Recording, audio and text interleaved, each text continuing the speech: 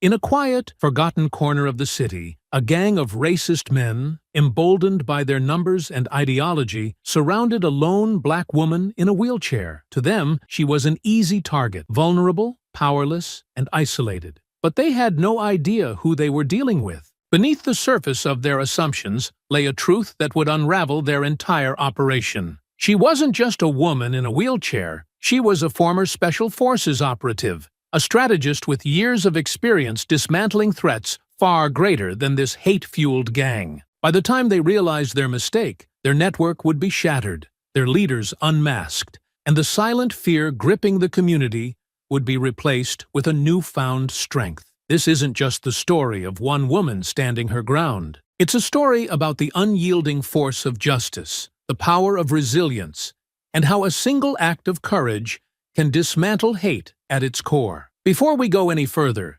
comment where in the world you are watching from, and make sure to subscribe. The wheels of Ava James's customized titanium wheelchair hummed softly as they rolled over the cracked, uneven pavement. The night was quiet, too quiet for this part of the neighborhood. The dim glow of streetlights flickered intermittently, casting long shadows that danced across graffiti-covered walls. The air was heavy with the scent of rain that lingered, but never fell. Ava adjusted her gloves and tightened the strap of her bag, her sharp instincts on high alert. Years in the Special Forces had trained her to listen to the silence, to recognize the unspoken signals of danger, and tonight, everything about the stillness screamed trouble. She noticed the first figure before he even stepped fully into view. He emerged from the shadow of a parked van, his tall, broad frame blocking her path. His shaved head gleamed under the flickering light, and his posture was confrontational, deliberate. "Well, well," he drawled, a cruel smirk curling his lips. "What do we have here? Out for a little midnight roll, are we?" Ava stopped her wheelchair, her hands steady on the rims. Her eyes narrowed as she took him in. The hate tattoo on his neck, the steel-toed boots, the way he rested a hand casually on his belt. Behind him, 3 more men emerged, spreading out like a pack of wolves. "You lost or something?" one of them sneered. He was lanky, with a jagged scar running down his cheek. His tone was mocking, his eyes full of malice. "Maybe she's just sightseeing," another chimed in, his voice thick with derision. This one was stockier, his arms covered in poorly inked tattoos. He chuckled darkly. "Bet she doesn't see streets like this where she's from." Ava's jaw tightened. She remained silent, her gaze sweeping over the group as she calculated. These weren't just random thugs. They were organized, purposeful. Their boots, their tattoos, their confident smirks all told a story she'd seen too many times before. The leader stepped forward, his presence commanding. "What's the matter? Cat got your tongue?" he asked, tilting his head mockingly. "Or are you just too slow to keep up? Guess that's what happens when you let someone like you out in the wild." Ava's lips pressed into a thin line, but she didn't answer. Her silence only seemed to egg them on. "Look at her," the lanky one said, circling her slowly like a predator stalking prey. "All proud and defiant, like she's got something to prove. Newsflash, sweetheart. No one's impressed." "Yeah," the stocky man added, crossing his arms. "What are you even doing out here? Shouldn't you be somewhere safe? Maybe begging for scraps or waiting for someone to feel sorry for you?" The leader laughed, the sound harsh and grating. "Oh, she thinks she's tough," he said, turning to his friends. "Rolling around like she's better than us, like she's got the right to be in our neighborhood." "Right to be here?" the scarred one echoed, his voice rising. "She doesn't belong here.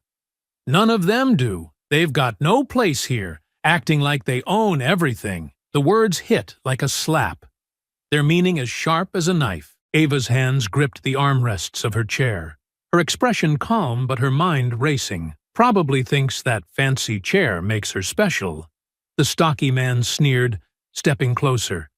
"Makes her untouchable. But let me tell you something, lady. You're not special. You're just another black woman who doesn't know her place, coming around here like you're welcome. You people think you can take over everything, but not here." Not in our neighborhood. And you've got the nerve to act like you're one of us? The leader spat, his voice rising with anger. Like you're equal? Let me make one thing clear. You're not. You and your kind don't belong here. You come in, trying to act like you own the place, and we're sick of it. You should have known better than to show your face around here. Ava's pulse remained steady, her breathing controlled. She'd heard worse, faced worse. These men had no idea who they were dealing with, and she wasn't about to let their words get under her skin. The lanky one crouched beside her, his face uncomfortably close. What's the matter? You deaf? Or maybe you're just scared. You should be. Yeah, the stocky man added, cracking his knuckles. Because no one's coming to save you. You're all alone out here. Just you and us. And we've got plans. The leader stepped even closer, looming over her. Here's what's gonna happen. You're gonna turn that little chair around and roll your crippled ass out of here. Because if you don't, he let the threat hang in the air, his cruel smile widening. Ava met his gaze, unflinching. Is that so? She said, her voice calm, even. The men froze for a moment, caught off guard by her composure. She's got guts, the scarred one muttered. Stupid, but gutsy, not guts, the leader replied. Just too dumb to know when she's beat. Typical. Ava's eyes flicked over their faces, memorizing every detail. She didn't need to answer their taunts. She didn't need to explain herself. All she needed was time. Time to plan. To act. The stocky man sneered. You think this is a game? You think your attitude is gonna save you? The lanky one laughed, circling her again. Maybe we should teach her a lesson. Show her what happens when you roll where you don't belong. Yeah, the stocky one agreed. Make sure she doesn't forget who's in charge around here. The leader leaned in, his voice low and menacing. You've got two choices. Leave or stay, and find out just how bad it can get. Ava's expression didn't waver. Inside, the fire burned brighter. These men thought they were predators, but they were nothing more than fools playing a dangerous game. She had faced men like them before, men who thought strength came from numbers, from intimidation. They had no idea what was coming. The streetlights above flickered, their light casting uneven shadows across the cracked pavement. The night felt colder now, the tension tightening like a noose. Ava's hands rested on the rims of her wheelchair, her body still, but her mind racing with calculations. The men had tightened their circle, a deliberate show of dominance, their taunts growing sharper with each passing moment. You know, the lanky one began, his scar gleaming in the dim light as he leaned closer. I've seen plenty of your type before, always acting like you're so tough, like you're better than everyone else. But when push comes to shove, you're just like the rest. Helpless. Helpless, the broad one echoed, his voice heavy with mockery. Look at her. She's literally sitting down on the job. He let out a laugh that grated on Ava's ears, the kind of laugh that was meant to belittle, to degrade. She's not just helpless, the scarred man continued, a twisted grin spreading across his face. She's hopeless. Sitting here, thinking she can outstare us. Like that's gonna save her. Nah, she's already lost. Ava let her eyes move between them, her expression unreadable. Her calm only seemed to enrage them further. You think you're tough, don't you? The leader sneered, crouching down to her level, his icy gaze locked onto hers, his lips curling into a cruel smile. Sitting there like you've got nothing to fear. But let me tell you something. Fear is a good thing. Fear keeps people in line. And people like you should be terrified right now. The lanky man walked behind Ava's wheelchair, his footsteps slow and deliberate. But she's not scared, he said, almost in wonder. Look at her, sitting there all high and mighty, like she's above us. Above us, the broad one said, his voice rising. She's below us in every way that matters. Physically, mentally, hell, even socially. She doesn't belong here, doesn't belong anywhere, the scarred man added, laughing bitterly. Probably one of those people who spends all day demanding respect without earning a shred of it. The leader straightened up, towering over Ava again. Respect? That's a good one. You think you deserve respect?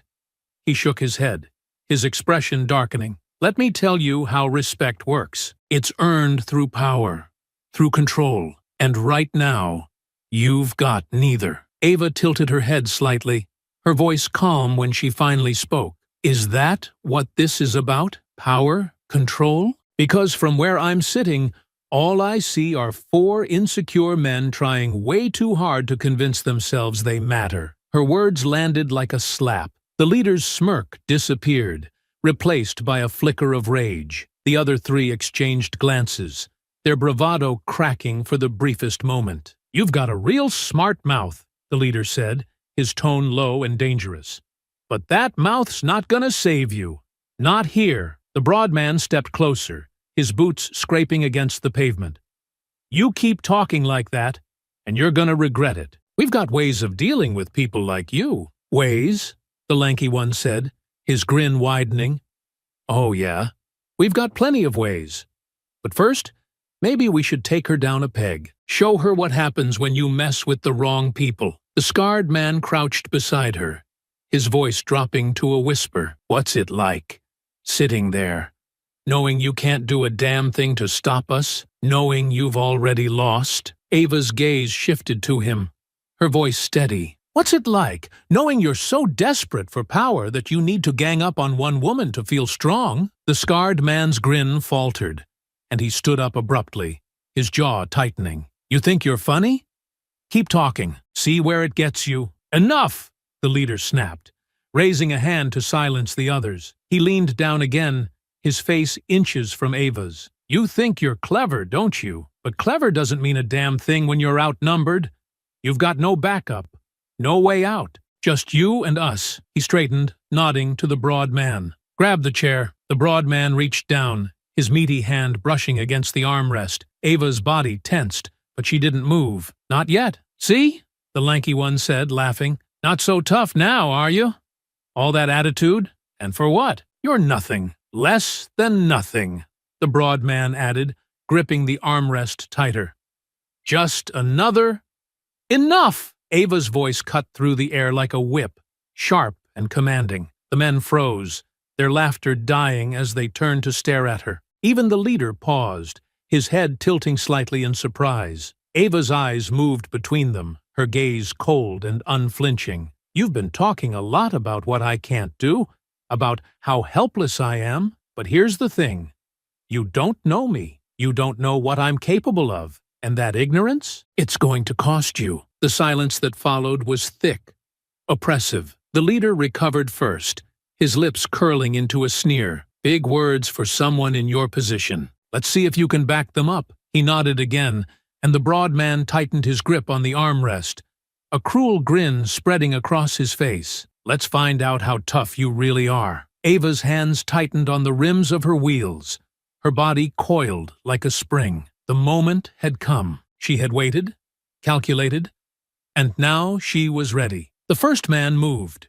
The broad man roared like a bull, grabbing Ava's wheelchair from behind, lifting its back wheels off the ground in an attempt to immobilize her. Ava's fingers tightened on her baton, her mind working rapidly. She twisted her torso and jabbed the tip of the baton backward, striking his knuckles with a sharp crack. He let out a guttural yell, dropping the chair as he stumbled back. But there was no time to breathe. The lanky man darted in from her left, his long arms reaching for her baton. Ava spun her chair sharply, the motor humming, and the baton swung in a wide arc.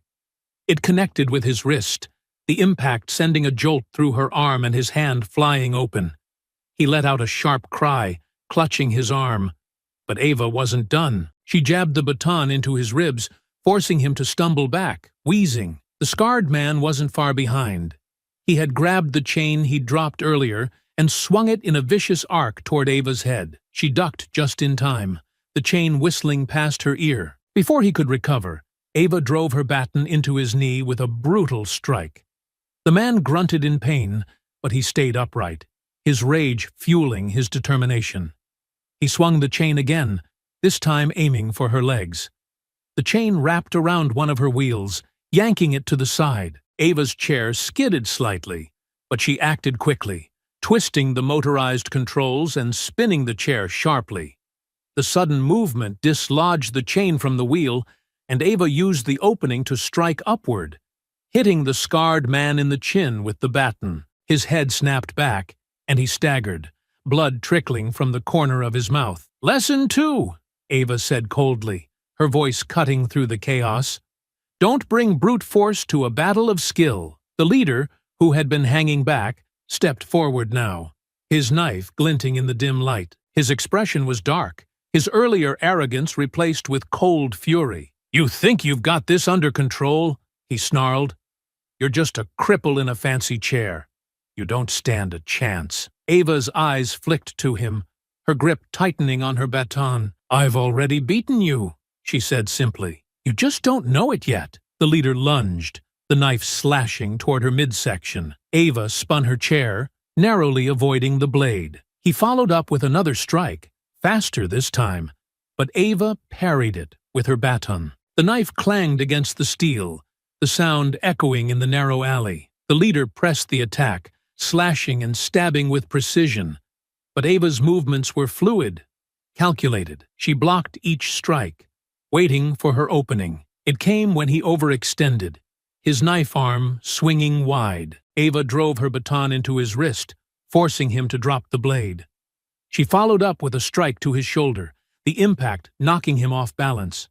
The leader stumbled, but before Ava could finish him, the broad man came charging in again. He grabbed the side of her chair, his massive hands gripping tightly as he tried to tip it over. Ava braced herself, planting the baton against the ground to steady the chair. She twisted sharply, using the motorized controls to spin the chair and break his grip. The movement sent the broad man staggering, and Ava struck him in the back of the knee with her baton. He crumpled to the ground with a howl of pain. "You're going to regret this," the lanky man shouted, rushing at her again. He picked up a loose piece of wood from the ground and swung it downward, aiming for her head. Ava ducked, the wood splintering as it hit the back of her chair instead.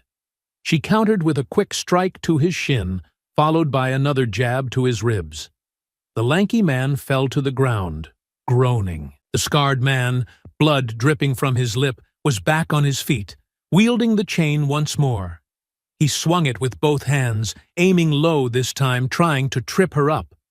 The chain wrapped around the base of her chair, and he yanked hard, pulling her off balance. Ava's chair tilted dangerously, but she steadied herself, using her baton to strike the chain and loosen his grip. She spun her chair sharply, the motor's hum growing louder, and the chain slipped free. Ava drove her chair forward, ramming into his stomach with the reinforced front panel. The impact sent him sprawling onto his back. The leader, now weaponless but still dangerous, advanced again, his fists clenched.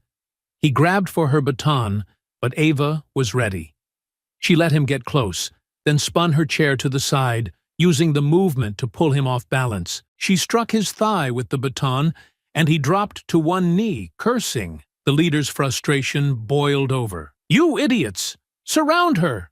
Now!" The men obeyed, spreading out to encircle her. The broad man picked up a discarded trash can lid, using it as a makeshift shield. The lanky man grabbed another piece of wood, while the scarred man, still holding the chain, moved to block her escape. The leader stood in front, his fists raised. "You're not getting out of this," the leader said, his voice low and menacing. "We're ending this now." Ava's breathing was steady, her eyes darting between the men. She could feel the tension in the air, the weight of their desperation. They were tired, hurt, but they weren't giving up. And neither was she. The broad man charged first, using the trash can lid to shield himself. Ava wheeled backward, her baton striking the edge of the lid with a loud clang. The broad man pressed forward, trying to force her against the wall, but Ava twisted her chair to the side, driving the baton into his exposed side. He grunted, dropping the lid as he stumbled. The lanky man followed, swinging his piece of wood wildly. Ava deflected the blows with her baton, the wood splintering with each strike. She countered with a sharp jab to his wrist, forcing him to drop the weapon, and followed up with a strike to his knee. The lanky man collapsed, clutching his leg. The scarred man swung his chain again, the metal glinting in the faint light. Ava ducked, the chain whistling past her ear, and spun her chair to face him. She grabbed the chain mid-swing, yanking it from his hands, and struck him across the face with her baton. He fell to the ground, blood streaming from his nose. The leader, now the last man standing, hesitated. His eyes darted between Ava and his fallen comrades. The sound of approaching sirens echoed faintly in the distance, red and blue lights flickering at the end of the alley. "This isn't over," he spat, backing away.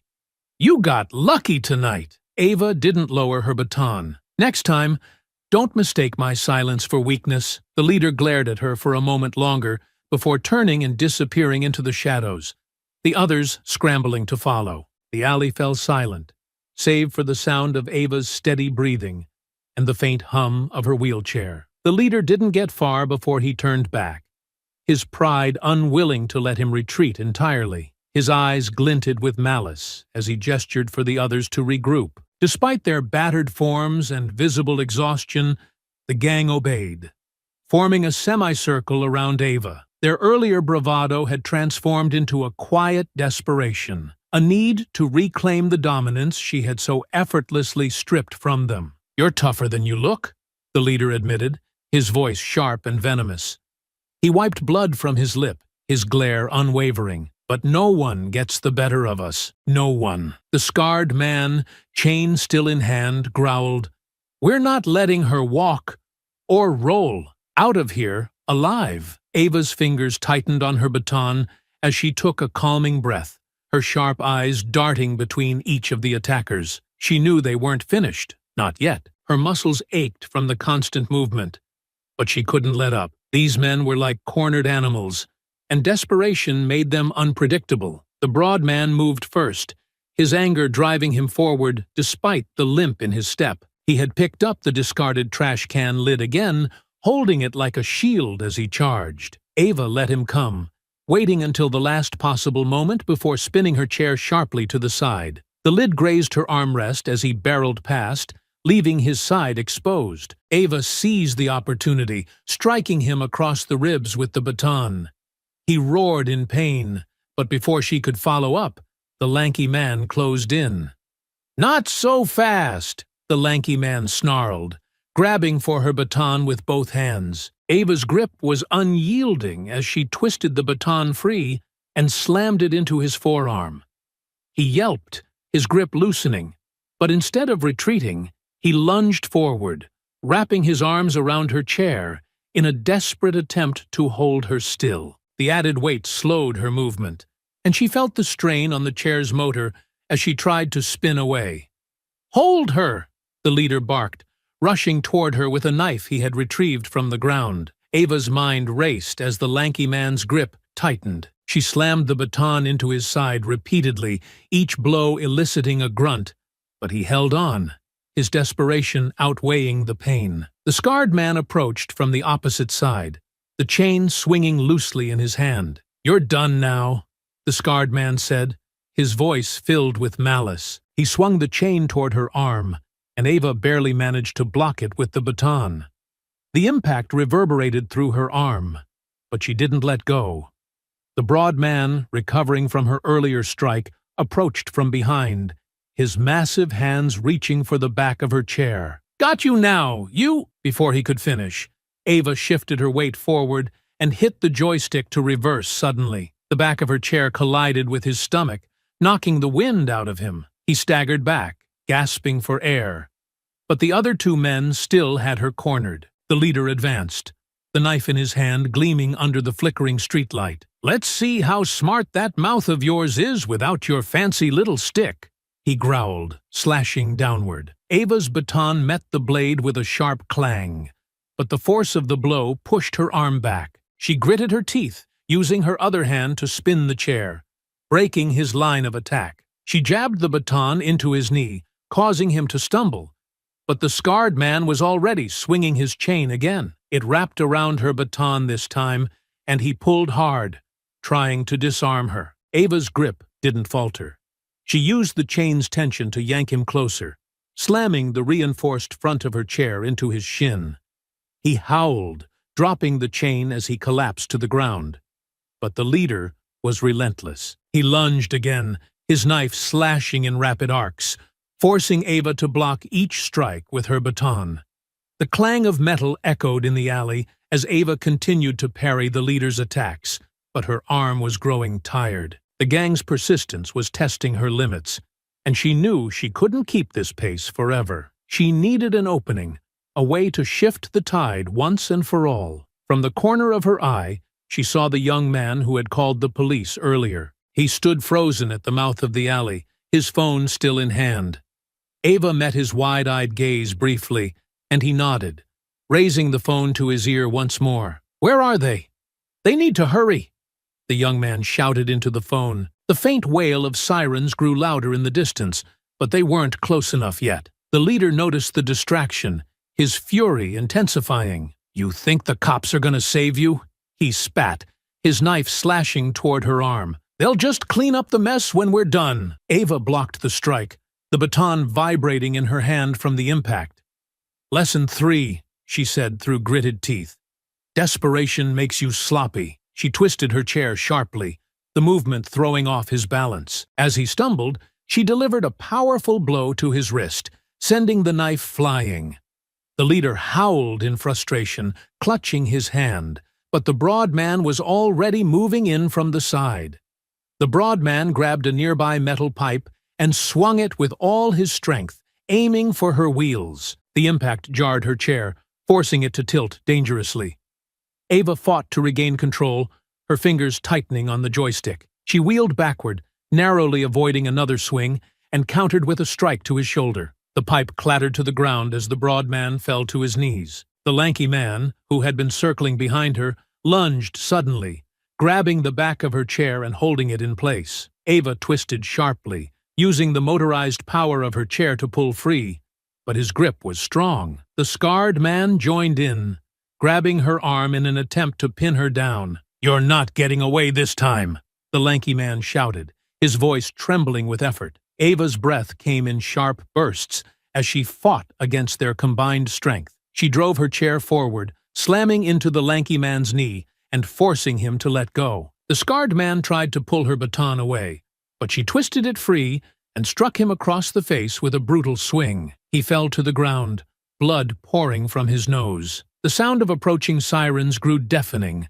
the red and blue lights illuminating the alley in sharp bursts. The leader's face twisted with fury as he realized their time was running out. "Let's go," he barked, his voice filled with venom.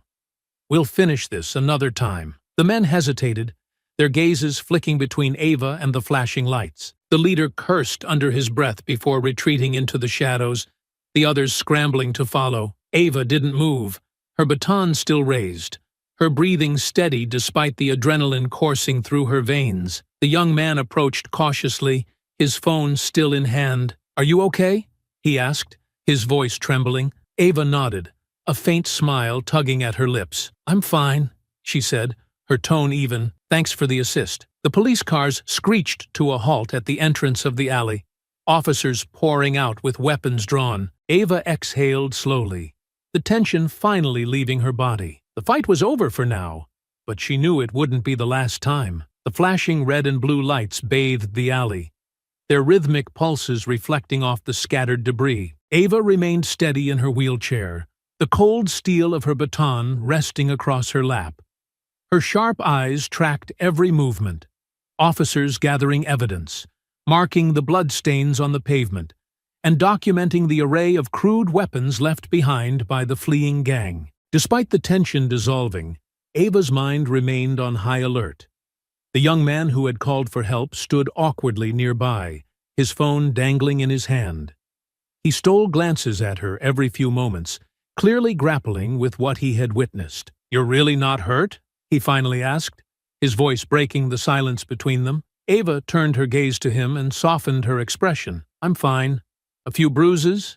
Nothing I can't handle." His lips twitched into a nervous smile. "You were amazing. I've never seen anyone fight like that." Ava gave a small nod, acknowledging his praise but keeping her focus. "What's your name?" "Marcus," he said quickly, as if eager to prove his usefulness. "I live around here." "Well, Marcus," You've got good instincts, Ava said. If you hadn't called when you did, things might have gone differently. His face reddened slightly, but his eyes brightened at her words. I didn't know what else to do. Those guys, they're always around, you know? Not just here. I've seen them in other parts of the neighborhood, too. They mess with people. It's not the first time. Ava's fingers tightened slightly on her baton, her suspicions confirmed. Tell me everything you've seen. Marcus glanced toward the group of officers who were busy logging evidence and speaking into their radios. His voice dropped to a whisper. They're part of some crew. I don't know their name, but they've been tagging walls for months. Hate symbols, slogans. I don't understand. They show up in groups, pick fights, scare people. Ava leaned in slightly, her focus intensifying. And no one's done anything about it? Marcus hesitated, then shrugged helplessly. People are scared. Most of the time, they don't stay long enough to get caught. They jump someone, do their damage, and disappear. Cops come after. But nothing sticks. Ava nodded slowly, her mind working quickly. The attack tonight wasn't a random act of violence. It was part of a larger operation. The gang's confidence, their coordinated movements, and their purposeful targeting of people like her were all pieces of a bigger puzzle. She straightened in her chair, her decision made. Thank you, Marcus. You've been a big help. But now I need you to stay safe. These men won't take kindly to interference. Marcus frowned, but nodded. If you need anything, just ask. I'll find you, Ava promised. For now, go home. Don't linger. Marcus lingered for a moment before retreating down the street, glancing back once before disappearing around the corner. Ava turned her attention back to the police, who were now approaching her. The senior officer, his badge reading Sergeant Halstead, crouched slightly to meet Ava's gaze. Ma'am, we need to take your statement. Can you walk us through what happened here? Ava gestured toward the scattered evidence. They came out of nowhere. 4 of them. They surrounded me, taunted me, then started making threats. When they tried to grab me, I defended myself. Halstead raised an eyebrow. You defended yourself against 4 men? Ava's lips twitched into a faint smile. Years in the Special Forces teach you a thing or two. Halstead's expression shifted slightly, a flicker of respect crossing his features. I see. And do you know who they were, or why they targeted you? I've got a good idea, Ava replied. They weren't just random punks looking for trouble. They were deliberate, organized. Their tattoos alone tell me they're part of something bigger. Halstead nodded grimly. We've seen their kind before. Hate groups. These guys have been popping up more and more lately. Problem is, they're hard to pin down. No one ever talks, and by the time we gather enough evidence, they've moved on. Ava's jaw tightened. That's because no one's fighting them where it hurts. They're counting on fear to keep people quiet. Halstead studied her for a moment before sighing. Look, we'll do what we can. We've got their weapons, their blood on the ground, and your statement. It's a start. It's not enough, Ava said firmly. These men aren't just street thugs. They're part of a network. If you want to stop them, you'll need more than a few scattered arrests. Halstead's gaze hardened. And you think you can help us with that? I know I can, Ava said, her tone leaving no room for doubt. But I'll need access. Files, reports, anything you've got on them. Halstead hesitated. That's a tall order. We can't just hand over sensitive information. Then work with me, Ava countered. Because I'm not waiting around for them to come back. I'm taking the fight to them. Halstead finally relented, nodding toward one of the younger officers. Get her contact information. We'll be in touch. Ava gave them her details, then watched as they wrapped up their investigation and loaded the evidence into their vehicles. The alley grew quieter as the flashing lights receded, leaving her alone with her thoughts. She wheeled herself to the edge of the alley, her eyes scanning the dark streets beyond. The fight had been just the beginning. These men thought they could intimidate her, but they had no idea what she was capable of. Ava tightened the strap of her bag and adjusted her gloves. The battle wasn't over. It was just beginning. The following morning, Ava sat in her small apartment, her laptop open on the desk in front of her. The faint hum of the city filtered through the window, as she sifted through online forums, news articles, and police reports. She was looking for patterns, incidents, symbols, anything that could point to the gang's larger operations. Her phone buzzed, and she picked it up to see a message from an unknown number. "This is Sergeant Halstead. We've got some preliminary intel on the gang. Meet me at the station at 2 p.m. Ava smirked. She hadn't expected Halstead to move so quickly, but she wasn't going to waste the opportunity. She grabbed her bag and headed out, her mind already planning her next move. Halstead greeted her in the lobby, leading her to a small conference room where a stack of files waited on the table. "This is everything we've got on them so far," he said. "It's not much, but it's a start." Ava flipped through the files, her sharp eyes scanning the mugshots, reports, and notes. The gang was part of a larger group operating across several neighborhoods, their activities ranging from graffiti to violent assaults. Their targets were consistent: minorities, and anyone who didn't fit their twisted worldview. "This isn't just a gang," Ava muttered. "It's an ideology. They're recruiting." Halstead nodded. "That's what worries us. They're growing, and they're getting bolder. Last month, they attacked a local community center. No one was seriously hurt, but the message was clear." Ava's mind raced as she connected the dots. "They're escalating, testing boundaries to see how far they can go." Halstead leaned forward. "So what's your plan?" Ava met his gaze, her expression steely. "I'm going to find their leader.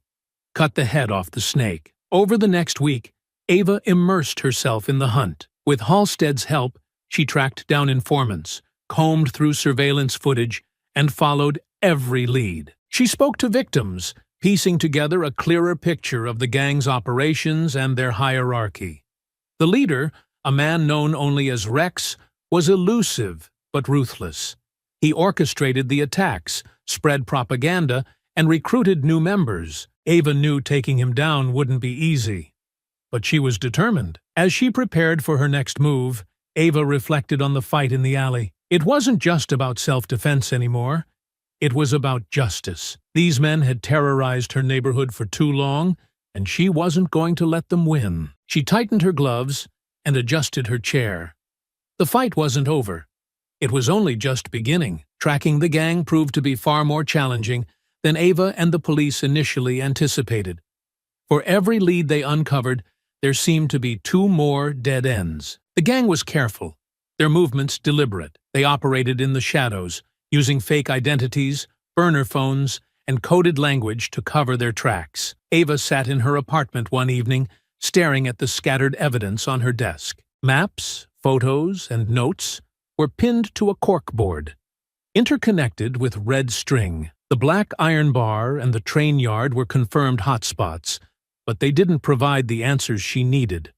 Her frustration was mounting. Her phone buzzed. It was Marcus. His voice hurried. "Ava, I think I found something. Meet me at the old hardware store on Holloway Street. And come quick." The hardware store was a relic of the past, its paint peeling and windows boarded up. Ava wheeled herself into the alley behind the building, her instincts on high alert. Marcus was waiting for her, a nervous energy radiating from him. "What did you find?" Ava asked, her voice steady but curious. Marcus gestured toward the back door. "There's a guy in there, a former member of the gang. He's been laying low, but he knows things. I convinced him to talk." Ava arched an eyebrow. "And he agreed, just like that?" Marcus hesitated. "Not exactly. He, might have needed some convincing. But he's scared of Rex. Said he wants out." Ava sighed. "All right, let's hear what he has to say." Inside, the dimly lit room smelled of mildew and desperation. A man in his late 20s sat on an overturned crate, his eyes darting nervously. His hands trembled as he clutched a cup of coffee Marcus must have brought him. "Name's Caleb," he said, his voice barely above a whisper. "I didn't sign up for this, you know? At first it was just a group, a bunch of guys sticking together. But Rex, he's something else." Ava crossed her arms. "What do you mean?" Caleb glanced toward the door, as if expecting Rex to burst in at any moment. "He's connected. Real connected. Everything we do. It's for someone higher up. He's got people paying him, supplying him. That's how we get the weapons, the trucks, everything. Ava leaned forward. Do you know where these supplies are coming from? Caleb hesitated, then nodded. There's a warehouse on the edge of the industrial district. They don't use it often, but when they do, it's big. I think they're planning something soon. That night, Ava and Officer Medina set up surveillance outside the warehouse Caleb mentioned. The industrial district was eerily quiet, the streets lit by flickering lamps. The warehouse loomed in the distance, its windows dark. Hours passed with no activity. Ava was beginning to wonder if Caleb had sent them on a wild goose chase when a convoy of black SUVs pulled into the lot. Men in tactical gear emerged, carrying crates into the building. Ava's sharp eyes caught the unmistakable glint of rifles through the open doors. "This is it," Medina whispered, snapping photos from their hidden vantage point. "But what are they doing here?" Ava frowned. "It's not just storage. Look at them. They're preparing for something." The two women watched as the men worked quickly, unloading crates and setting up what appeared to be a command center inside. Ava took note of their movements, but the presence of armed guards made it impossible to get closer. The following day, Ava and Halstead reviewed the surveillance footage. The gang's activities at the warehouse were clearly part of a larger operation, but their exact plans remained unclear. "We need to know what's inside those crates," Halstead said, his frustration evident. "But getting a warrant without hard evidence is going to be impossible." Ava's mind raced. What if we don't need a warrant? What if we intercept one of their deliveries? Halstead raised an eyebrow. "You're suggesting we intercept armed criminals mid-transport? It's risky," Ava admitted. "But it's our best shot at getting concrete evidence." The opportunity came 2 nights later. Ava had tracked one of the gang's delivery trucks leaving the train yard, its route taking it through a deserted stretch of road near the outskirts of town. Halstead's team set up a makeshift roadblock, their unmarked vehicles blending into the shadows. When the truck approached, the officers sprang into action, surrounding the vehicle with weapons drawn. The driver and his passenger, a pair of burly gang members, were caught off guard, but didn't resist. Inside the truck, they found crates filled with assault rifles, ammunition, and explosives. "This is enough to level a building," Halstead muttered as he inspected the haul. "What the hell are they planning?" Ava's jaw tightened. "Whatever it is, we need to stop it." Despite the success of the interception, tracking down Rex and the gang's leadership proved difficult. The captured gang members refused to talk, their loyalty to Rex unshaken even under pressure. Ava knew they needed more leverage. She decided to follow another lead. A known associate of Rex, named Tyler, who worked at an auto shop on the edge of gang territory. Ava and Medina staked out the shop for days, observing Tyler's movements. One evening, Tyler left the shop in a hurry, carrying a duffel bag. Ava followed at a safe distance, her wheelchair equipped with a silent motor. Tyler led her to a secluded meeting spot near the docks, where he handed the bag to another man.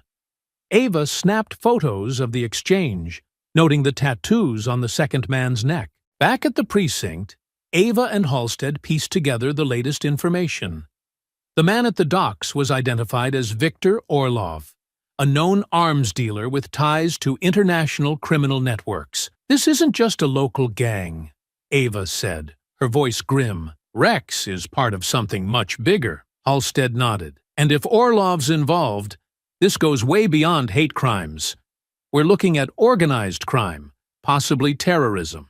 With the discovery of Orlov's involvement, the task force's focus shifted. They began tracing financial transactions and shipments connected to his network, hoping to uncover the full extent of the operation. Ava continued her work on the ground, speaking to informants and tracking the gang's movements. Each piece of information brought her closer to understanding their plans. But the stakes were higher than ever. The gang wasn't just spreading hate. They were arming themselves for something catastrophic. As the pieces fell into place, Ava knew one thing for certain. This fight was far from over. Ava sat in her small apartment late into the night, her corkboard now almost completely covered with maps, photos, and notes. Red strings stretched between locations, people, and events, forming a tangled web that revealed just how deep this operation ran. The recent discovery of Viktor Orlov's involvement had shifted her focus entirely. This was no longer just about Rex's gang, it was about dismantling a much larger network of hate, crime, and terror. Her phone buzzed. It was Halstead. "We've got something," he said, his voice low and urgent. "Another shipment is moving tomorrow night. This time, they're using a truck registered to one of Orlov's shell companies. We think it's headed to a warehouse near the docks." Ava leaned forward, her mind racing. "Do we have enough for a warrant?" "Not yet," Halstead admitted. "But we're tailing it. If they lead us somewhere important, we might get what we need." "Good," Ava said. "I'll meet you at the precinct in the morning." Halstead hesitated. "Ava, I know you're invested in this, but Orlov's people aren't like Rex's gang. They're professionals. If you're spotted—" "I know the risks," Ava interrupted. "But this is bigger than all of us. I'll see you tomorrow." The next evening, Ava joined Halstead and Officer Medina in an unmarked van parked a few blocks from the train yard. Through binoculars, they watched as the gang loaded crates onto a large, nondescript truck. The operation was efficient, almost militaristic, and the men moved with the confidence of those who knew they wouldn't be stopped. "That's the same guy from the warehouse," Medina said, snapping photos of a burly man directing the loading. "Scar on his temple. He's definitely a lieutenant." "And there's Rex," Ava added, her tone sharp. The gang leader emerged from the shadows, his cold gaze sweeping the area. He spoke briefly with the man in charge before climbing into a black SUV and driving off. Halstead gritted his teeth. "He's too careful. Always keeps himself one step removed." "Not for long," Ava muttered. As the truck pulled out of the train yard, Halstead's team followed at a safe distance. Ava's modified wheelchair was secured in the back of the van, but she remained alert, her mind working through possible scenarios. The truck led them through the industrial district and toward the docks, finally pulling into a fenced-off warehouse. Halstead parked a block away, and they watched as the gang unloaded the crates, their movements shadowy and deliberate. "Medina, get the drone up," Halstead ordered. Medina launched a small surveillance drone, guiding it over the warehouse. The live feed showed rows of crates inside, as well as armed guards patrolling the perimeter. Ava's sharp eyes caught sight of several men she recognized from her earlier reconnaissance. "This isn't just a storage site," she said. "They're arming for something big." The next day, Ava pushed further into the network. Using the evidence they had gathered, she contacted an old acquaintance from her Special Forces days, Dylan, a tech expert with a knack for finding hidden connections. They met in a quiet cafe, far from prying eyes. "This is heavy stuff, Ava," Dylan said, scrolling through the data on his laptop. "You're not just dealing with local thugs. Orlov's network spans multiple countries. Weapons trafficking, money laundering, even ties to extremist groups. If you take one piece out, the rest of the puzzle adjusts." "That's the goal," Ava replied. "We need to disrupt their supply chain, cut off their funding, and expose their leadership." Dylan leaned back, his expression thoughtful. "Orlov is the key. If you can prove he's directly involved, the entire network could crumble." "And Rex?" Ava asked. Dylan smirked. "He's just a cog in the machine. Dangerous, sure, but replaceable. Orlov is the one pulling the strings." Ava spent the next week working with Dylan, Halstead, and Medina to piece together the gang's plans. Through wiretaps, intercepted messages, and undercover observations, they learned that Rex's group was planning an attack on a community center. The goal wasn't just destruction. It was to send a message, to spread fear and division. "This is their playbook," Ava said during a late-night meeting at the precinct. "Target vulnerable communities, make them feel isolated, and then expand their influence." Halstead frowned. "But why the community center? What's the strategic value?" "It's symbolic," Ava explained. "It's a place where people come together, where unity thrives. Destroying it sends a clear message.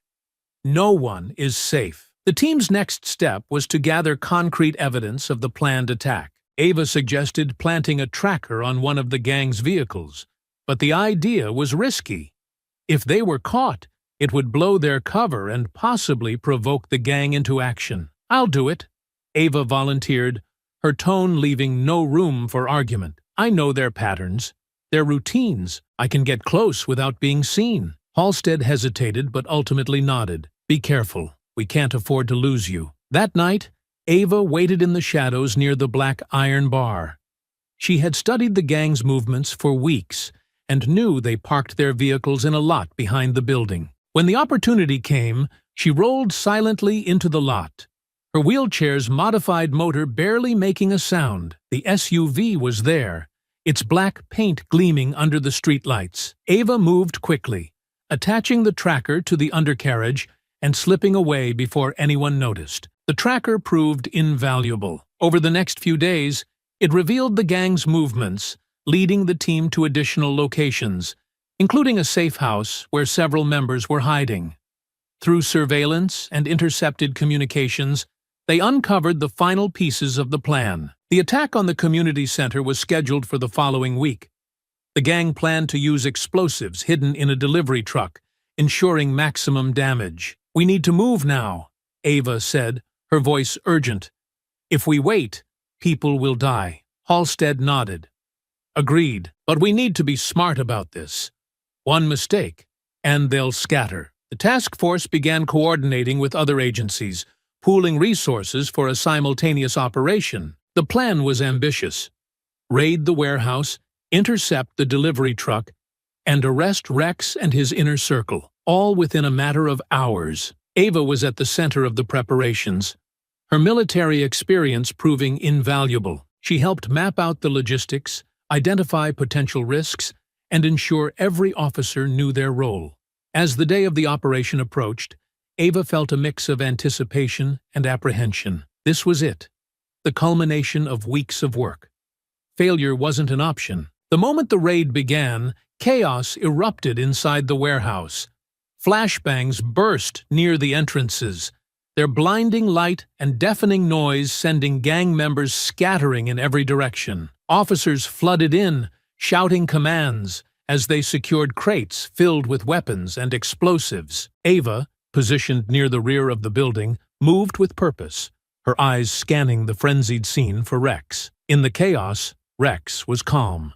He barked orders at his men, directing them to defend key positions while he slipped through a side door. Ava caught a glimpse of him disappearing into the shadows and immediately gave chase, her wheelchair's motor humming softly as she maneuvered around crates and debris. "Rex is on the move!" she shouted into her comms. "I'm in pursuit." Halstead and Medina moved to intercept, but Rex was fast and knew the layout better than anyone. He weaved through the narrow corridors of the warehouse, knocking over obstacles to slow his pursuers. Ava wasn't deterred. Her wheelchair's reinforced wheels handled the uneven terrain with ease, and her sharp instincts guided her as she tracked Rex's movements. He bolted out the side exit, sprinting toward a waiting black SUV. "Stop him!" Halstead yelled, as he and Medina emerged behind her. But Rex reached the vehicle first. The SUV roared to life, its tires screeching as it peeled away. Ava pushed herself harder, her wheelchair moving at top speed as she raced after it. The vehicle swerved onto the main road, disappearing into the night. Ava didn't waste a second. She relayed the vehicle's description and license plate to Dylan, who immediately began tracking it through traffic cameras. "I've got eyes on the SUV," Dylan said over the comms. "They're heading east toward the industrial district." Ava clenched her fists. "Keep me updated.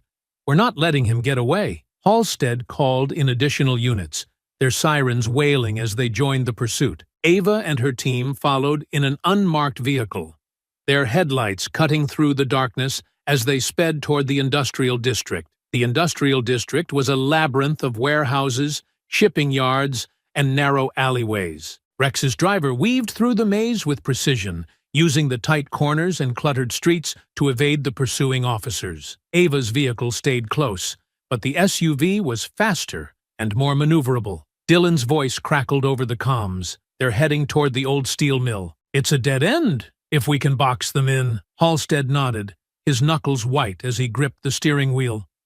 "We'll force them into a corner." As they approached the mill, Rex's driver made a sharp turn onto a dirt road, the SUV's tires kicking up a cloud of dust. Ava's team followed, the vehicle bouncing over the uneven terrain. "They're trying to lose us in the woods," Medina said, her voice tense. "We need to cut them off." Ava's mind raced. "Take the next left. There's a service road that loops around." Halstead didn't hesitate.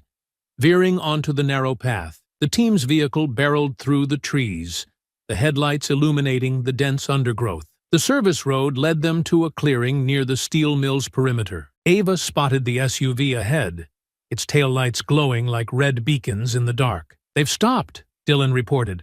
"Something's not right." As they drew closer, Ava realized why. The SUV had come to a halt near a large construction site, where heavy machinery and stacks of steel beams were scattered. Rex and his men were already out of the vehicle, using the equipment as cover. "Ambush!" Ava shouted as gunfire erupted. Bullets ricocheted off the ground and nearby vehicles, forcing Ava and her team to take cover. Halstead radioed for backup as Medina returned fire, her shots precise and controlled. "We've got them pinned down," Halstead said, his voice strained. "But they're not going quietly." Ava scanned the scene, her sharp eyes tracking Rex as he moved between the steel beams. He was heading toward the mill, using the chaos as a distraction. "I'm going after him," Ava said, her tone leaving no room for argument. Ava maneuvered her wheelchair through the construction site, dodging debris and ducking behind cover as gunfire continued. Her focus was unshakable, her training kicking in as she tracked Rex's movements. The steel mill loomed ahead, its towering smokestacks casting long shadows over the yard. Rex slipped inside, his silhouette disappearing into the darkness. Ava followed, her baton gripped tightly in one hand. The air inside the mill was thick with the scent of rust and oil, the faint hum of machinery echoing through the cavernous space. "Rex!" she called out, her voice cutting through the silence. "You can't run forever." His laugh echoed from somewhere above. "You're persistent. I'll give you that. But this ends here." Ava wheeled forward cautiously, her eyes scanning every shadow and corner. She spotted movement on an overhead catwalk and shifted her focus upward. Rex stood there, his gun trained on her. "You're out of your depth," he sneered. "This isn't some street brawl, and you're not a hero." Ava smirked. "You're right. I'm worse." She reached for a control panel nearby and activated the mill's conveyor system. The sudden noise and movement startled Rex, giving Ava the opening she needed. She maneuvered quickly, taking cover behind a large piece of machinery as he fired. Rex climbed down from the catwalk, his gun still in hand. Ava waited, her breathing steady, her mind calculating her next move. "You've caused me a lot of trouble," Rex said as he stepped into view. "But it's over now. You're alone, and no one's coming to save you." Ava met his gaze, unflinching. "I don't need saving." Before Rex could react, Ava launched herself forward, using her wheelchair's reinforced frame to ram into him. The impact knocked the gun from his hand, and the two grappled in the confined space. Rex was strong, but Ava's training gave her the edge. She twisted his arm, forcing him to the ground, but he lashed out with a brutal kick that sent her chair skidding backward. Rex scrambled to his feet, grabbing a nearby steel pipe as a makeshift weapon. He swung it at Ava, but she blocked it with her baton, the clash of metal ringing through the mill. Their fight continued, each blow calculated and fierce. Ava struck him across the ribs, but he retaliated with a sharp jab that knocked the baton from her hand. Realizing he was losing, Rex made a desperate move. He bolted toward an emergency exit, his breathing ragged as he pushed through the heavy door and disappeared into the night. Ava hesitated for only a moment before giving chase, her wheelchair's motor humming as she navigated the narrow corridors.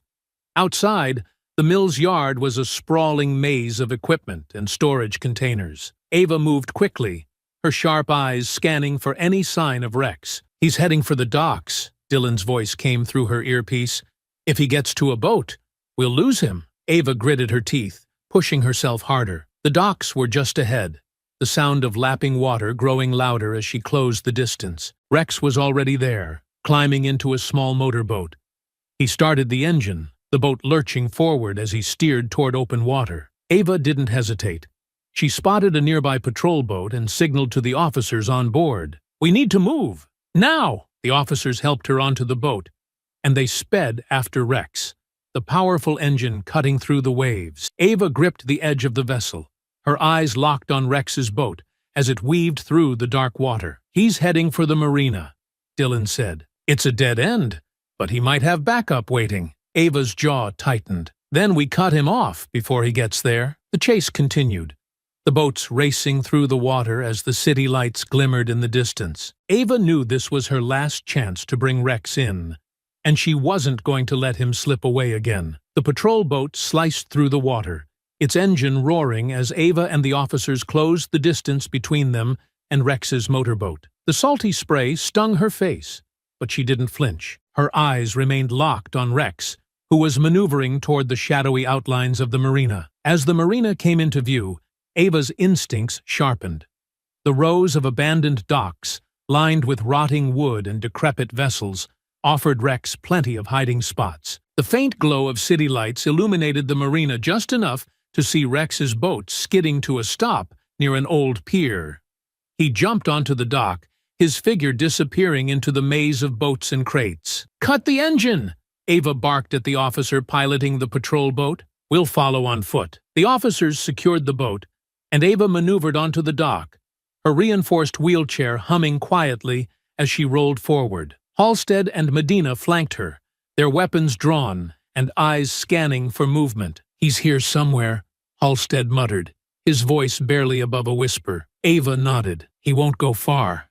This place is a dead end. He's either waiting for backup or trying to find a way out." The team moved cautiously through the marina, the creaking of wooden planks beneath their feet blending with the gentle lapping of water against the boats. Ava's sharp eyes scanned every shadow, her baton gripped tightly in her hand. Rex was cornered, and she knew desperation would make him dangerous. A sudden noise, a splash, caught Ava's attention. She turned sharply, her wheelchair's motor whining softly as she adjusted her position. The sound came from a narrow alley between two rows of docked boats. "Cover me," she whispered to Halstead, who nodded and took position behind a nearby crate. Ava rolled forward, her baton raised. The alley was dark, the faint smell of diesel and seawater hanging in the air. She spotted movement ahead, a faint glint of light off metal. "Rex!" she called out, her voice calm but firm. "There's nowhere left to run. Come out now, and we'll make this easier for everyone." A low chuckle echoed from the shadows. "Easier for you, maybe, but not for me." Before Ava could react, Rex lunged from the darkness, wielding a length of rusted pipe. He swung it toward her head, but Ava ducked, the pipe narrowly missing as it smashed into the side of a boat. The impact reverberated through the marina, sending a flock of gulls screeching into the night sky. Rex pressed the attack, his swings wild but powerful. Ava dodged each strike, her movement swift and calculated. She waited for an opening, then struck back, her baton connecting with his ribs. Rex grunted in pain, but didn't slow down. "You're tough, I'll give you that," he snarled, circling her. "But you're out of your league." Ava smirked. "Funny. I was about to say the same thing." She feinted left, then spun her chair to the right, catching Rex off guard. Her baton struck his wrist, sending the pipe clattering to the ground.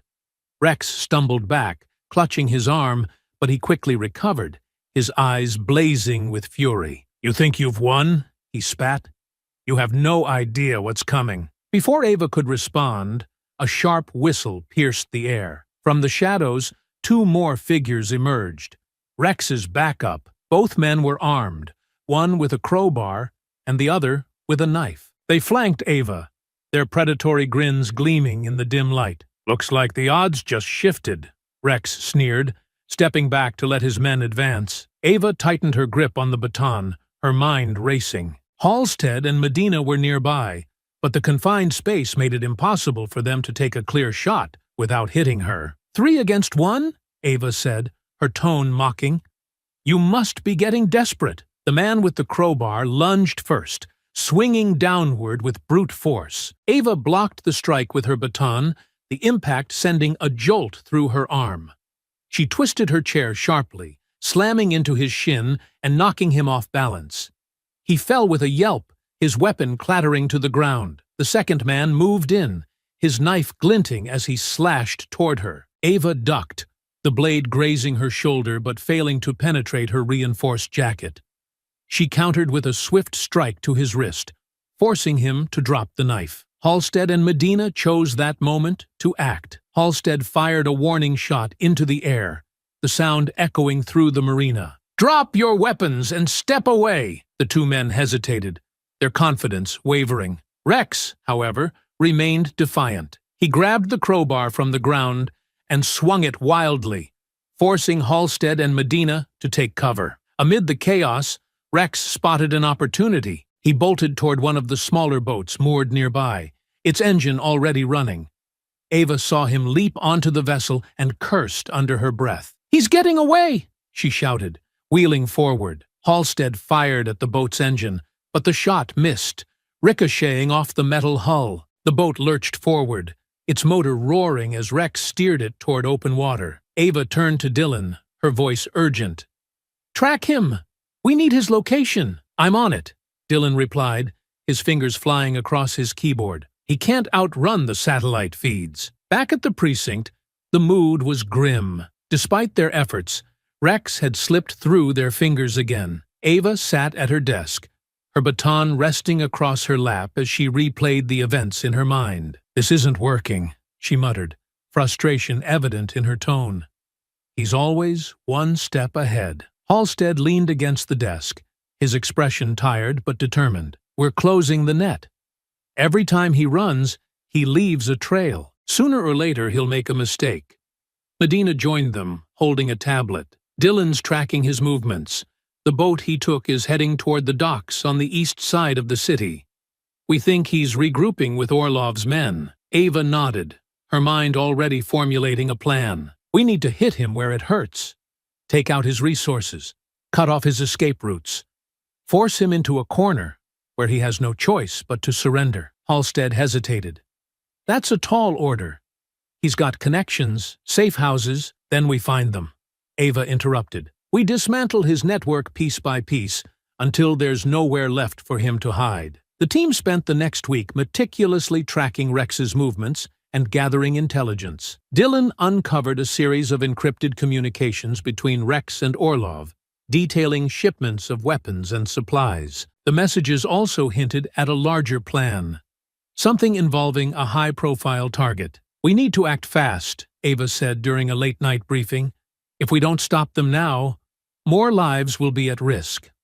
Halstead agreed. "Let's focus on their logistics. If we can intercept their shipments, we'll cripple their operation." As Ava and the team pursued lead after lead, Rex remained elusive. Each raid brought them closer, but he always managed to slip away at the last moment.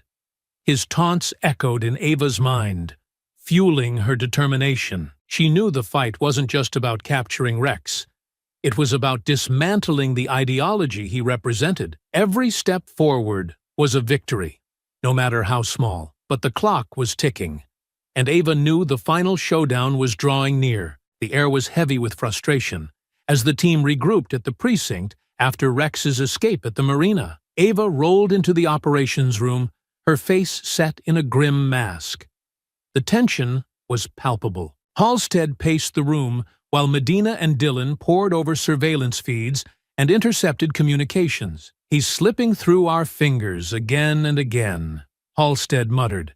"We've been 2 steps behind every time." "That's because we're reacting to his moves," Ava said firmly. "We need to get ahead of him, disrupt his plans before he makes them." Medina tapped her tablet, displaying a map of the city with marked locations where Rex and his gang had been sighted. "We've got leads from the marina," she said.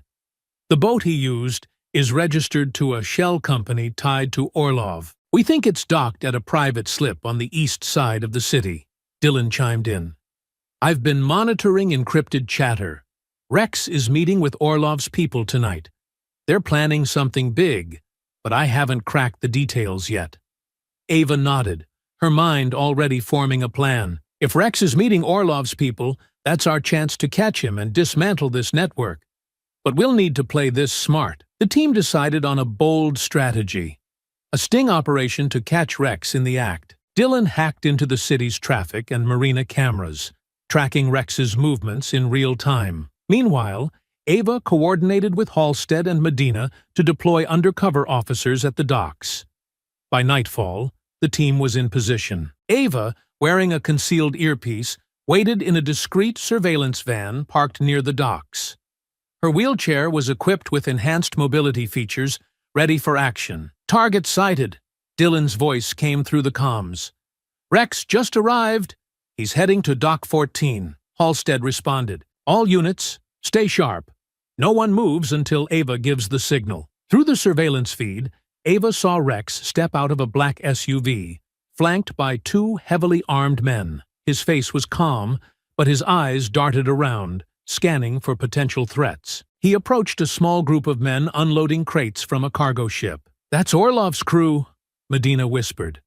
"This is it." Ava watched intently as Rex began speaking to the men, gesturing toward the crates. She noticed one of the men handing Rex a tablet, which he examined briefly before nodding. This was the proof they needed. Rex and Orlov's crew were working together. "Now," Ava said into the comms. Halstead and Medina led a team of officers, moving in quickly but silently to surround the group. The air was electric with tension as the officers stepped into the light, weapons drawn. "Police! Hands in the air!" Halstead shouted. Panic erupted. Orlov's men reached for their weapons, but the officers were faster, disarming them with precise, non-lethal strikes. Rex, however, didn't panic. He shoved the tablet into a crate and bolted toward the maze of shipping containers. "Rex is running!" Ava shouted, already wheeling herself out of the van. The docks were a labyrinth of towering crates, narrow walkways, and dimly lit paths.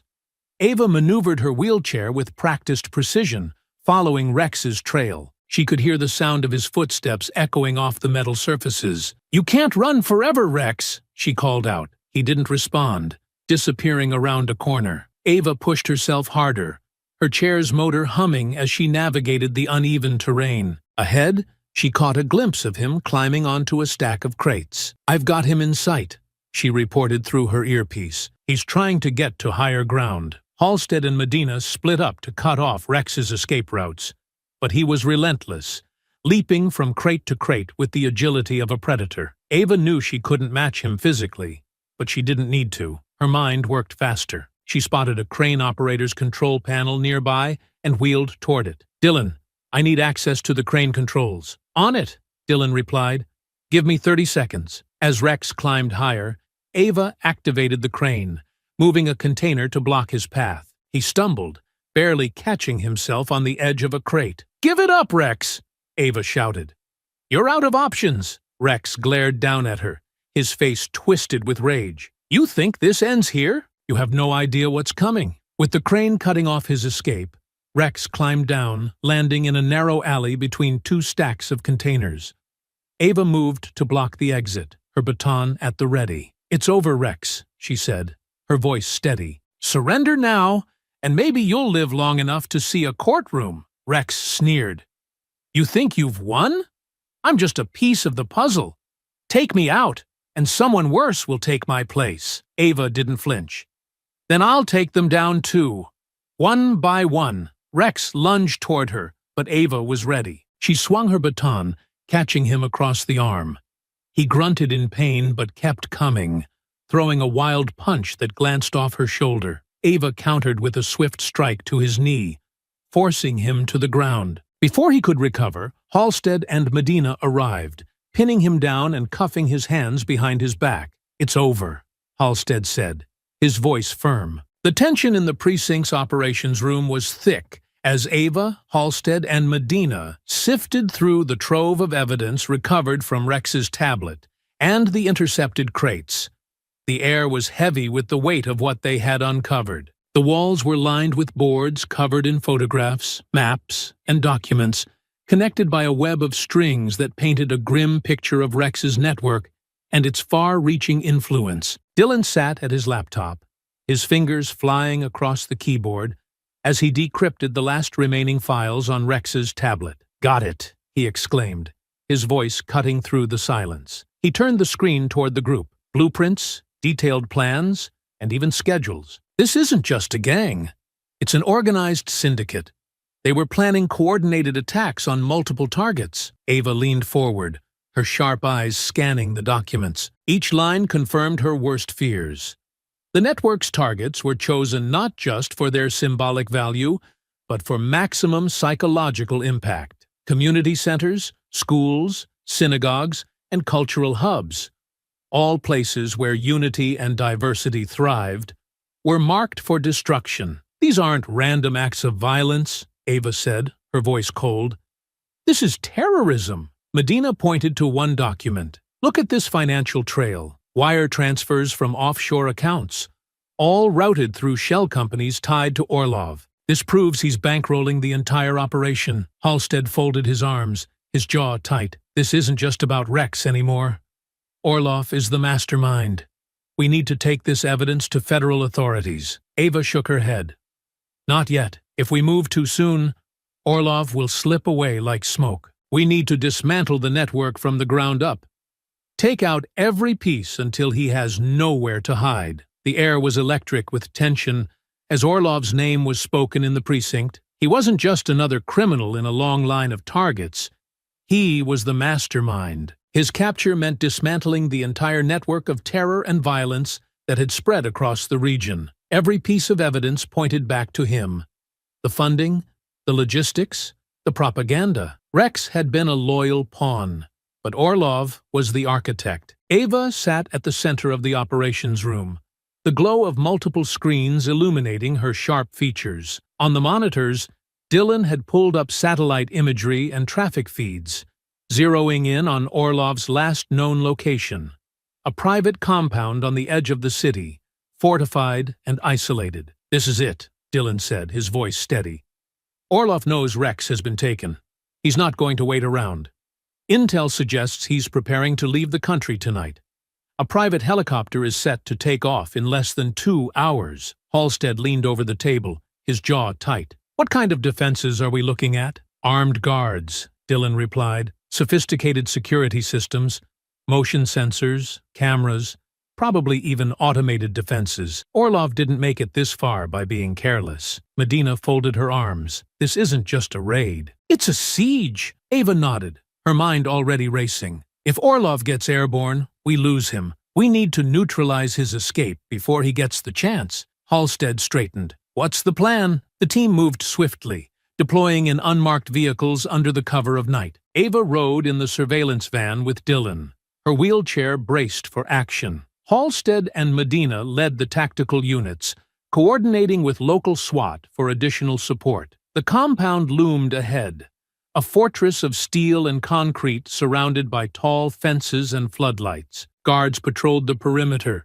their weapons glinting under the harsh lights. 2 minutes to go time," Dylan said, his fingers flying across his keyboard. "I'm disabling their external cameras now.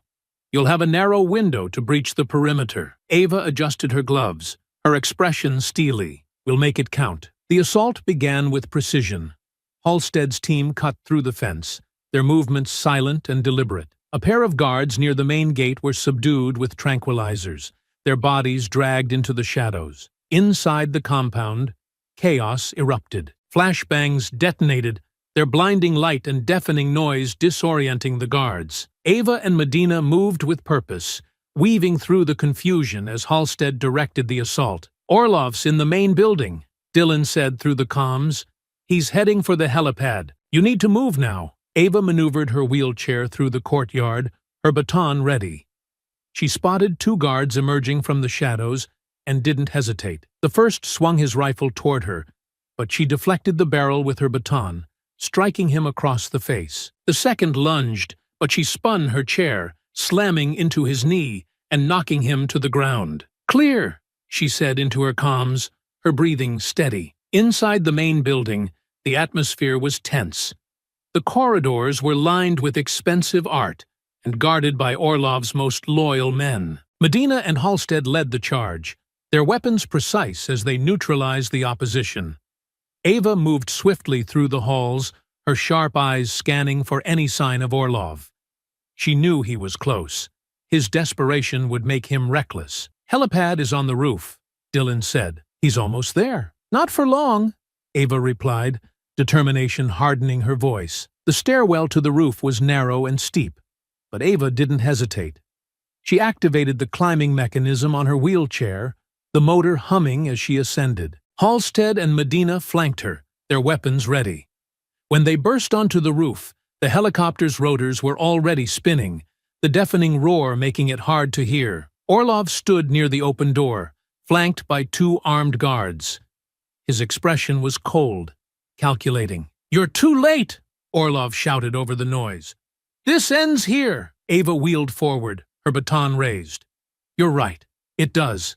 But not the way you think." Orlov nodded to his guards, who raised their weapons. Medina and Halstead fired, their shots precise, taking out 1 guard immediately. The second ducked behind a crate, returning fire.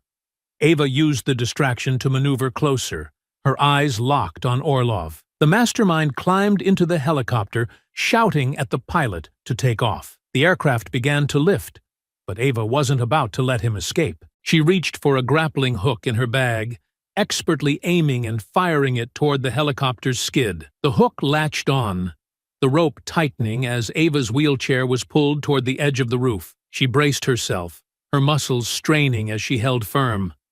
"Halstead, take the pilot!" she shouted. Halstead fired, the bullet shattering the cockpit glass. The pilot slumped forward, and the helicopter lurched, its rotors slowing. Orlov cursed, grabbing a pistol from his coat and aiming at Ava.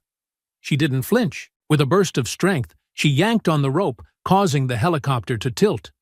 Orlov lost his footing, stumbling toward the open door. Ava released the rope and wheeled forward, striking him across the chest with her baton.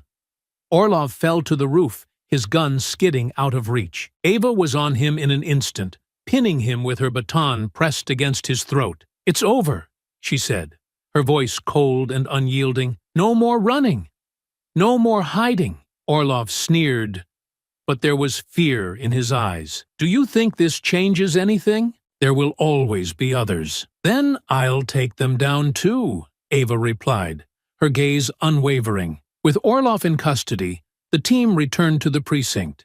Their victory hard-earned. The compound was secure, the network dismantled, and the mastermind behind it all finally brought to justice. As Orlov was led away in handcuffs, Ava watched, her resolve unshaken. This was more than just a victory.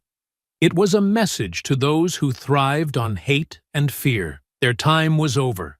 Justice had prevailed, and Ava knew the fight for a better world would continue. But tonight, they won. Over the next several days, the team worked tirelessly to organize the evidence into a cohesive narrative. Dylan's skills were invaluable, tracing the financial web back to Orlov's legitimate businesses and exposing how he funneled resources into Rex's operations. Witness testimonies from the gang's former associates added a human layer to the investigation. Caleb, the young man who had initially tipped Ava off, became a key witness. Sitting in an interrogation room, his hands trembled as he recounted his time with the gang. "I didn't know what I was getting into," Caleb said, his voice shaking. "It started with graffiti, then protests, then the violence. Rex made it sound like we were part of something bigger, something important, but it was all lies." Ava nodded, her expression firm but understanding. "You're doing the right thing now. Your testimony can help put them away for good." Another witness, a local shop owner whose business had been extorted by the gang, provided critical insight into their methods. "They came in like they owned the place," he said, his voice bitter. "Demanded protection money, threatened my family. I reported it once, but nothing happened. They made sure we were all too scared to speak up." With every piece of evidence, the team built a stronger case. Surveillance footage showed Rex personally overseeing weapons deals and meeting with Orlov's men. Forensic analysis tied the explosives recovered from the warehouse to attacks in neighboring cities. Each discovery added another nail to Rex's coffin. As the evidence mounted, The case drew national attention. News outlets covered the story relentlessly, framing it as a pivotal moment in the fight against domestic terrorism. The pressure was immense, but Ava thrived under it. She worked closely with the district attorney, crafting a case that would ensure Rex and his accomplices faced the full extent of the law. The courtroom became the next battlefield. Prosecutors prepared to argue not just for justice, but for accountability. They wanted the world to see the full extent of the gang's crimes and the ideology that fueled them. Meanwhile, Rex's gang and Orlov's defense team worked to discredit the evidence, arguing that he was a scapegoat for larger systemic issues. Ava knew they would play dirty, exploiting every loophole and technicality to sow doubt in the jury's mind. "I'll testify," Ava told the district attorney during a late-night strategy meeting. "I was there. I saw everything.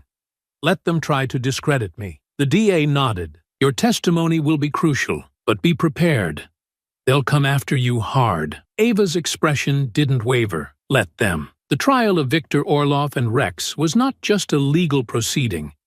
It was a historical event, a reckoning that the nation had been waiting for. The world watched as two men, once feared for their capacity to manipulate, divide, and destroy, were brought to justice. Victor Orlov, the mastermind, the financier, the man who pulled the strings, and Rex, the enforcer, the loyal soldier who turned Orlov's twisted ideology into violence. Together, they had built an empire of terror, and together, they would face the consequences. The courthouse, an imposing building of marble and steel, became a battleground for ideologies. On one side were the victims, survivors, and their supporters, armed with signs demanding justice. On the other were Orlov's few remaining loyalists, defiantly proclaiming his innocence and spewing conspiracy theories. Between them were rows of law enforcement, there to ensure that the trial itself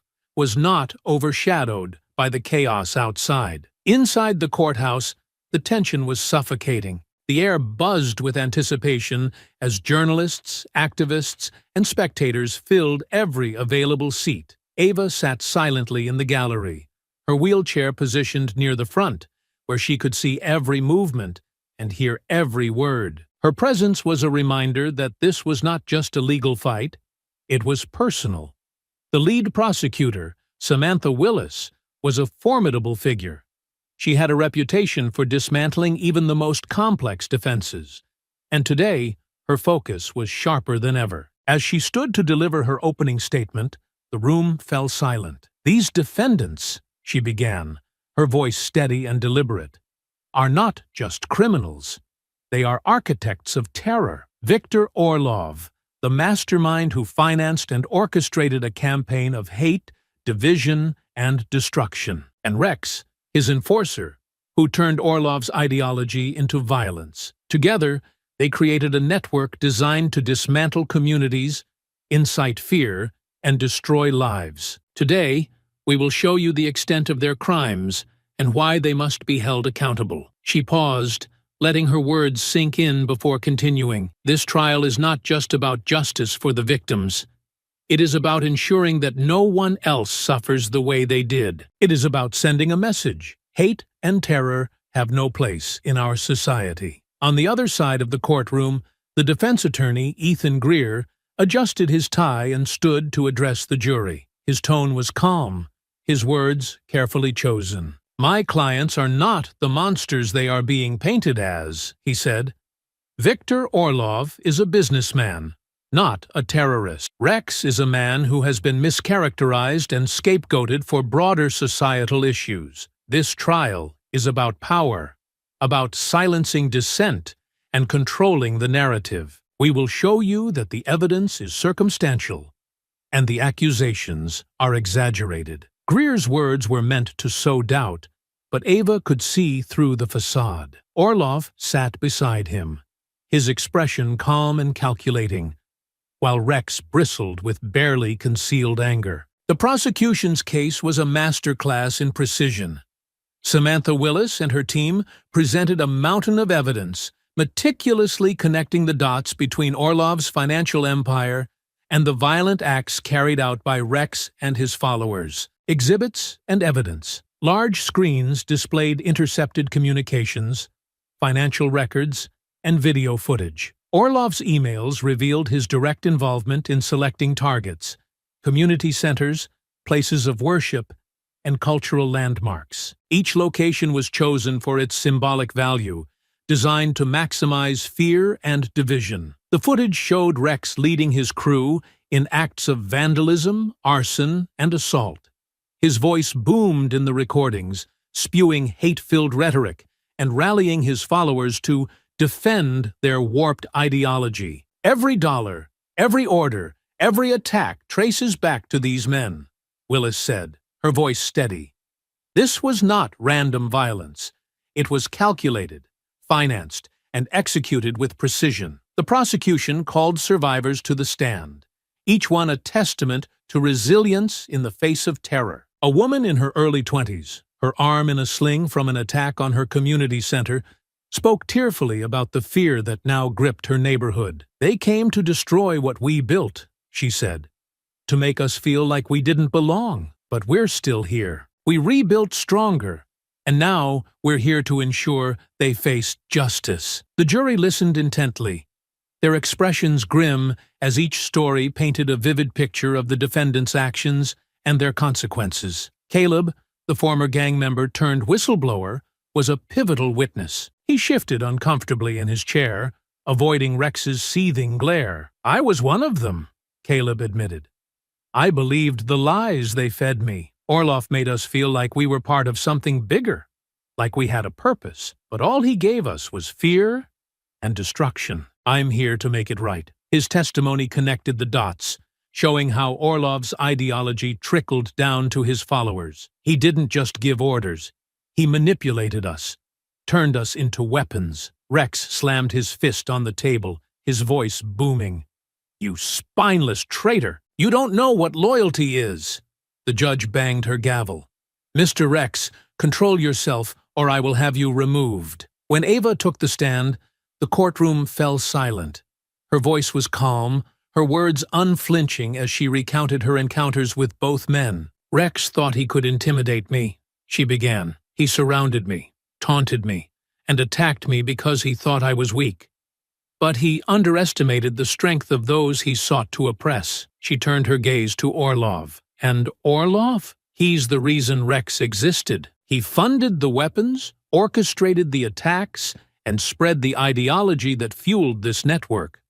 Without him, none of it would have been possible." Her testimony painted a vivid picture of her pursuit of justice, from the alley ambush to the compound raid and the rooftop showdown. She described Orlov's attempt to flee and Rex's violent resistance, each detail landing like a hammer blow. The defense called Orlov to the stand first. He was calm, composed, his voice a chilling mix of charisma and denial. "I am a businessman," he said, his voice smooth. "I have no control over how my resources are used. These accusations are baseless, designed to destroy my reputation." Prosecutor Willis was relentless during cross-examination. She presented emails, wire transfers, and intercepted communications that tied Orlov directly to Rex's operation. "In this email," Willis said, holding up a document, "you instructed Rex to target community centers and places of worship. You called them symbolic targets. How do you explain that?" Orlov hesitated, but his mask didn't crack. "It was a suggestion, nothing more. I never intended for anyone to be harmed." Rex's testimony was a stark contrast. He radiated anger, his voice a mixture of defiance and disdain. "I did what I had to do," he snarled. "These so-called victims are weak. Orlov gave me the tools, but I made the decisions. No one forced me." His admission sent a ripple through the courtroom. Greer's face darkened as he realized his client had just implicated himself and Orlov. After weeks of testimony and deliberation, the jury returned with their verdict. The tension in the room was palpable as the foreman read aloud the charges. "On the charge of conspiracy to commit domestic terrorism, guilty. On the charge of weapons trafficking, guilty. on the charge of incitement to violence. Guilty. Each verdict was another nail in Orlov and Rex's coffin. Orlov's calm demeanor finally cracked, his fists clenching as the reality of his fate set in. Rex, meanwhile, erupted in anger. "You think this changes anything?" he shouted. "There will always be people like me." The judge banged her gavel. "Order in the court, Mr. Rex. You will remain silent." She turned her gaze to the two men, her voice cold and resolute. "Viktor Orlov, Rex, you orchestrated a campaign of terror that caused unimaginable harm. You thrived on fear, hatred, and violence. These crimes represent a betrayal of our most fundamental values. Hate has no place in our society. This court sentences the defendants to life in federal prison without the possibility of parole." Each word felt like a victory, a step closer to justice. By the time the foreman finished, Rex and his co-defendants faced multiple life sentences. Ava exhaled, the weight of the battle lifting from her shoulders. The fight wasn't over. There were still others like Rex and Orlov out there, but this was a decisive victory, a crack in the armor of a network that had long thrived in the shadows. The courtroom had been a battlefield, but the true war continued outside its walls. As news of the verdict spread, it ignited conversations across the nation. Communities scarred by similar violence found renewed hope. Survivors saw the possibility of justice, and grassroots organizations redoubled their efforts to confront hate head-on. The community center, once a hub of life and unity, had been left in ruins by Rex's gang. But its reconstruction became a rallying cry. Volunteers from all walks of life gathered, wielding tools and paintbrushes, determined to restore not just a building, but a symbol of resilience. At the heart of this movement was Ava. She worked tirelessly, not just overseeing the efforts, but joining them. From organizing fundraisers to speaking at events, she became a visible and vocal leader. Her wheelchair, once a target of ridicule by Rex and his men, now symbolized unwavering strength. Ava attended the first vigil, held at the partially rebuilt center. Hundreds gathered, their faces lit by the warm glow of candlelight. Survivors shared their stories, their voices steady but filled with emotion. One woman, holding her young daughter, said, "They tried to break us, but we are unbreakable." When it was Ava's turn to speak, she wheeled to the makeshift podium. The crowd fell silent, their attention riveted on her. "This building is more than brick and mortar," Ava began, her voice strong. "It's a testament to what we can achieve when we stand together. Rex and Orlov wanted to divide us, to make us afraid. But look around. Fear didn't win. Hate didn't win. Unity did." The applause was thunderous, a wave of affirmation that rolled through the crowd. Among them was Marcus, the young man who had first alerted Ava to the gang's activities. He approached her after the vigil, his face alight with admiration. "You did it," he said simply. "You brought them to justice." Ava smiled and shook her head. "We did it," she corrected, gesturing to the crowd. "Every person here played a part, and it's not over. The fight continues." Marcus nodded, his expression serious. "But it's a start." The trial's outcome sent shockwaves across the nation. Politicians, activists, and leaders seized the moment to push for systemic change. News outlets covered the verdict extensively, framing it as a turning point in the fight against domestic terrorism. In Congress, new legislation was introduced aimed at combating hate crimes more effectively. The Community Resilience Act proposed increased funding for education programs, hate crime investigations, and victim support services. It also called for stricter penalties for those who incited violence. Ava was invited to testify before a congressional committee on the importance of these measures. She sat at the long table, facing rows of lawmakers and cameras, her presence commanding. "We cannot wait for tragedy to strike before we act," Ava said. The signs were there: graffiti, threats, small acts of violence that escalated into terrorism. If we address hate at its roots, we can prevent it from growing into something catastrophic. Her testimony was met with bipartisan applause, and the bill gained momentum. Ava's role in the fight against hate grew beyond her city as she became a national advocate, traveling to communities affected by similar violence and sharing her story. Despite the victory, Ava knew the battle was far from over. Orlov's network was vast, and dismantling it required relentless effort. Law enforcement continued to raid safe houses and intercept shipments, but remnants of the organization adapted, scattering and operating more covertly. One evening, Ava received a call from Halstead. His tone was grim. "We've picked up chatter about a splinter group. They're planning something." Ava's heart sank. "What do we know?" "Not much yet," Halstead admitted, "but they're angry. They see Orlov and Rex as martyrs. We're tracking leads, but we could use your insight." Ava spent sleepless nights poring over intelligence, identifying patterns and potential targets. The threat of retaliation loomed large, but she refused to let fear dictate her actions. Instead, she worked to empower others, training community leaders in recognizing and countering hate. In the midst of her activism, Ava didn't forget the individuals whose lives had been upended by Rex and Orlov. She visited survivors regularly, offering support and listening to their stories. One day, she met with an elderly man whose church had been targeted. He showed her a photo of the congregation gathered before the attack, their faces filled with joy. "They tried to take this from us," he said, his voice trembling. "But we rebuilt, and we'll keep rebuilding." Ava nodded, moved by his resilience. "You're an inspiration," she said. "Your strength shows them they can't win." Not all encounters were uplifting. Some survivors struggled with trauma, their wounds both visible and invisible. Ava worked closely with mental health professionals to ensure they received the care they needed.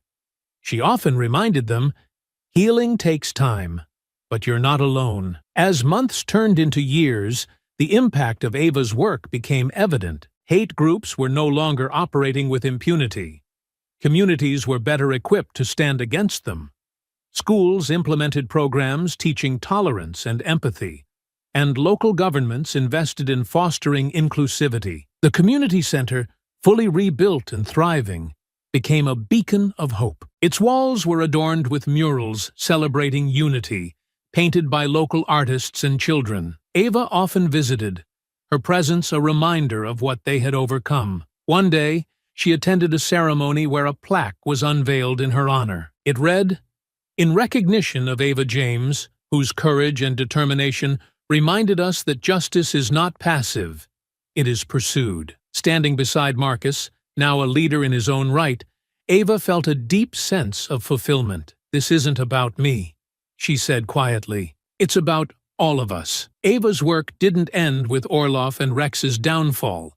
She founded an organization dedicated to combating hate and supporting survivors. Through workshops, advocacy, and community-building initiatives, she continued to fight for a world where justice prevailed. As she wheeled through the bustling streets of her city, Ava felt a renewed sense of purpose. The battle against hate was far from over. But she knew one thing for certain. As long as there were people willing to stand up for what was right, justice would prevail. I hope you enjoyed that story. Please share it with your friends and subscribe so that you do not miss out on the next one. In the meantime, I have handpicked 2 stories for you that I think you will enjoy. Have a great day.